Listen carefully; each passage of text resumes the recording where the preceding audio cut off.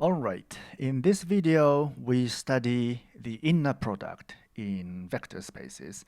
That is also known as dot product or scalar product. And also we review some of the basic properties of the inner product. Okay, let's start. In this lecture we restrict ourselves to real vector spaces. So if x and y are vectors in this n-dimensional real vector space, then x and y are represented as column vectors. For example, x1, x2, and so on. And y is y1, y2, and so on up to yn. And each of these elements is a real number. Now, given two vectors, we define the inner product between them as this. X and y inside this angular brackets, x1, y1 plus x2, y2 plus and so on. So as you can see, this is nothing but the dot product or scalar product, as you might have studied in linear algebra. But we call it inner product because later we want to extend this idea of inner product to more abstract spaces where it's usually called the inner product. And the dot product in linear algebra is just a special case of those inner products. Next, using this idea of the inner product, we define the norm of a vector. So that is defined as, written as this. It's like a modulus, similar to modulus sign, is defined as square root of the inner product between x with itself. Okay, so that is sum of squares, x1 squared, x2 squared, and so on, xn squared, and square root of this summation. So basically, the norm of a vector is the distance between that position vector from the origin. Now, let's review some of the basic properties of the inner product and the norm. So suppose x, y, z are vectors, and alpha is a real number. So first, we prove this. X, the inner product between x and y plus z is equal to the inner product between x and y plus x and z. So I keep saying dot product, but they are the same thing. Anyway, well, we haven't defined the addition between two vectors, but we assume that you already know what this means. Okay, so it's an element-wise addition of two vectors. So just to be sure, y plus z is this, y1, y2, and so on, yn, and z1, z2, and so on, zn, is equals to y1 plus z1, y2 plus z2, and so on, yn plus zn. So the inner product between x and this thing, so this thing should be x1, y1 plus z1, and x2, y2 plus z2, and so on, and xn, yn plus zn. So by, this is just a real number, so we can use just distributive laws, and we have x1, y1 plus x1, z1, and so on, xn, yn plus xn, zn.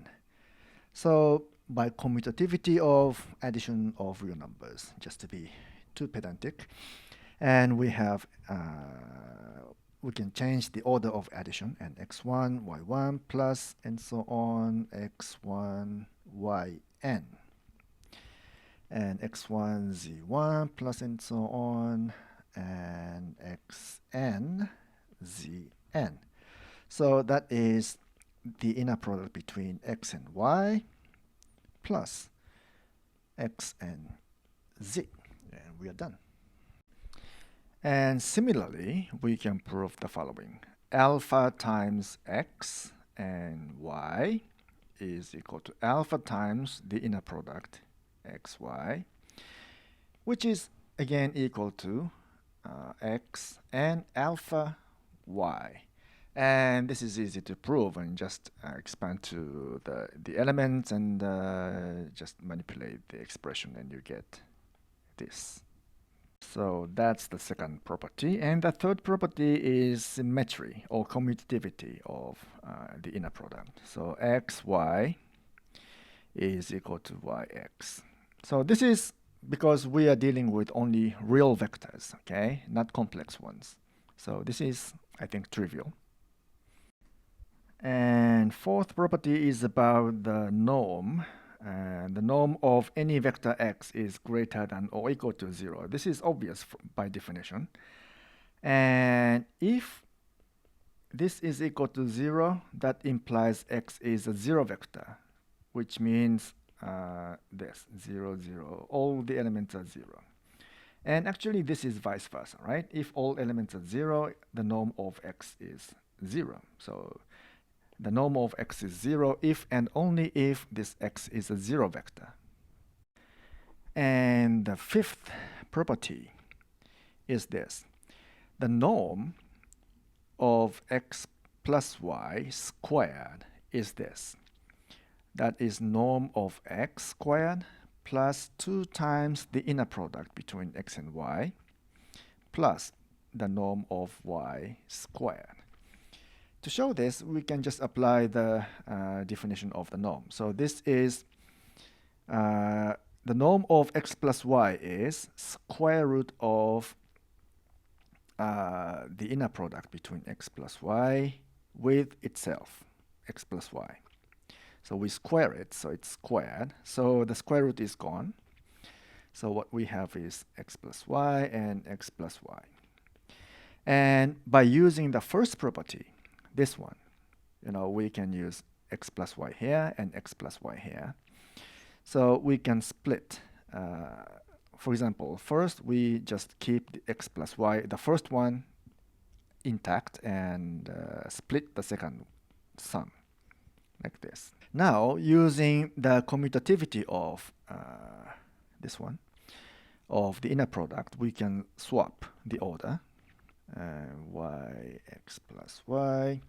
Then we can again distribute. So that is x plus xy and yx and yy. Okay, but this one is the norm of x squared, and this one is just this. And this one, we can swap the order, so it's commutative, x and y. And this one is the norm of y squared. So this one and this one are the same product, so we get what we want. And we're done. Okay, next, we prove a very famous inequality known as the Cauchy-Schwarz inequality. That is, for any two vectors x and y, we have the following. The absolute value of the inner product between x and y is less than or equal to the product of the norms of the two vectors. We will be seeing different versions of this inequality over and over again in the future. So it's important to understand what this means. Okay, so let's prove it. First of all, for any real number t, we have the following. Okay, the norm of this vector at t times x plus y squared. This must be non-negative, right? For any t, because by definition of the norm, it is always positive, and in addition to that, this is squared of a real number squared, so it must be non-negative. Now, let's expand this. According to what we have proved before, this should be equal to t squared and norm of x squared plus 2t and the inner product between x and y plus the norm of y squared. Okay, now consider this expression as a quadratic form of t. So for any t, this is non-negative. That means when looked at as a quadratic form, the discriminant of this form must be non-positive, right? So the discriminant in this case is, so it's t is here, t squared is here. So the discriminant is this inner product squared minus this thing, x norm squared times this thing, y norm squared.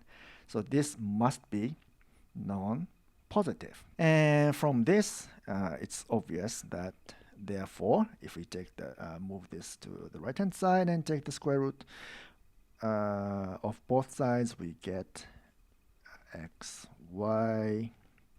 Absolute value is less than or equal to the product of the norms y, and we are done. So what this inequality implies is that if x and y are not zero, okay, if x and y are non-zero vectors, then we have this inequality. The inner product between x and y divided by the product of the norms of x and y. This is between -1 and +1, right? So this implies that there exists some theta between 0 and pi such that cosine theta is equal to this thing. Because cosine function varies between -1 to +1. So for some theta between this and this, cosine theta, cosine 0 is 1 and cosine pi is -1, and that's a decreasing function. So for some theta, cosine theta must coincide with this value for any non-zero vectors x and y. So by this, we can define the angle between two vectors. So if we have vector x and if we have vector y, the angle between them can be considered as theta, where cosine theta is given by this. Okay, so this the angle between two vectors can be defined for any dimensional vector spaces. But in particular for 2 dimensions and 3 dimensional spaces, this theta indeed corresponds to the angle between the vectors. For above 3 dimensions, we cannot imagine what the angle between two vectors, but this is consistent with 2-dimensional or 3-dimensional cases. So we accept this definition. And finally, we prove another famous inequality called triangle inequality. That is this. For any two vectors, we have the following. The norm of x plus y is less than or equal to the sum of the norms of x and y. Okay? And proving is quite easy actually. So let's say we square the left-hand side and subtract the square of the left-hand side. X plus y, and show that this is greater than or equal to 0, right? So let's expand this first. From this one we have x norm squared plus 2 times the product of the norms of x and y, and plus y norm squared. And from this one, we have x norm squared plus 2 times the inner product between x and y, and y norm squared. So this and this will cancel, and this will cancel. So we have 2 times the product of the norms minus the inner product. But this is non-negative because of Cauchy-Schwarz inequality. So the triangle inequality holds for any pair of vectors. And again, this inequality will appear over and over in different contexts. So let's visualize what this means. So if we have two vectors, x and y, and their sum, it's something like this. So if we move x here, so they are parallel, then the sum, x plus y, is something like this. So this is x plus y. So the length of this, the length of this vector is less than the sum of the length of this vector and this vector.